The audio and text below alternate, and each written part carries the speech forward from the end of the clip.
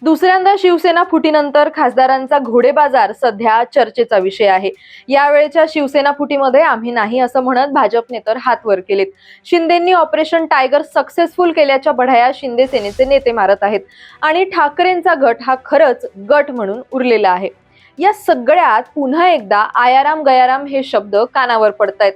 याच निमित्तानं आपण जाणून घेणार आहोत की पहिला आयाराम कोण होता आणि मुळात हे आयाराम गयाराम हे शब्द आले तरी कुठून। काँग्रेसचे एक नेता ज्यांनी एका दिवसात 3दा पक्ष बदल केलेत आणि पुढच्या 15 दिवसात 4दा पक्ष बदललेत। ही गोष्ट आहे 1968 सालची। 1 नोव्हेंबर 1966 ला पंजाब पासून हरियाणा वेगळं झालं। पुढे 2 वर्षात विधानसभेच्या निवडणुका लागल्या। तेव्हा काँग्रेस, युनायटेड फ्रंट, जनता दल आणि इतर काही लहान पक्ष हे तेव्हा मैदानात होते। काँग्रेसचे नेते गयालाल यांना हरियाणामधल्या हसनपूर इथून उमेदवारी मिळेल अशी अपेक्षा होती, पण काँग्रेसच्या ज्येष्ठांनी गयालाल यांच्याऐवजी तिकीट दुसऱ्याच उमेदवाराला दिलं। त्यानंतर गयालाल यांनी रागावून अपक्ष अर्ज भरला। तेव्हा काँग्रेसचा उमेदवार पडला आणि गयालाल हे बहुमतांनी निवडून आले। पण प्रश्न असा होता की आता जायचं कुठं? तेव्हा काँग्रेस प्रबळ होती, काँग्रेसचं राज्यात सरकार येईल असं त्यांना वाटत होतं, म्हणून ते काँग्रेसमध्ये गेलेत। पण काही तासातच आपण चुकलो असं त्यांच्या लक्षात आलं। राज्यातला दुसरा नंबरचा पक्ष युनायटेड फ्रंट मध्ये जाण्याचा त्यांनी निर्णय घेतला। इथेही ते फार वेळ राहिले नाहीत।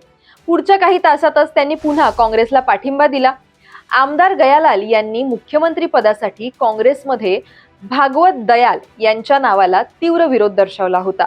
त्यामुळेच काँग्रेसनं चौधरी चांदराम यांना मुख्यमंत्री केलं जाईल असं सांगत गयालाल यांना पक्षात आणलं होतं। पण काही तासातच काँग्रेसनं नेते म्हणून भागवत दयालाल यांची उमेदवारीची घोषणा केली। त्यामुळे संतापलेले गयालाल यांनी काँग्रेसला रामराम ठोकला आणि ते पुन्हा युनायटेड फ्रंटवासी झालेत।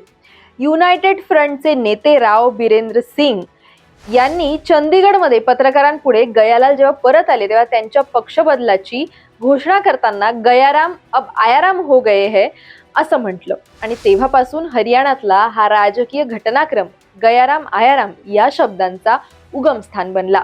पुढे 1985 मध्ये माजी संरक्षण मंत्री यशवंतराव चव्हाणांनी संसदेत एका पक्ष बदलाच्या घटनाक्रमाचं वर्णन करताना आयाराम गयाराम हा वाक्यप्रयोग वापरला आणि त्यानंतर तो सर्वत्र रूढ झाला। वाढती पक्षांतरं, वारंवार बदलणाऱ्या निष्ठा डोकेदुखी होऊन बसल्यानं 1985 मध्ये पक्षांतर विरोधी कायद्याची मुहूर्तमेढ ही रोवली गेली।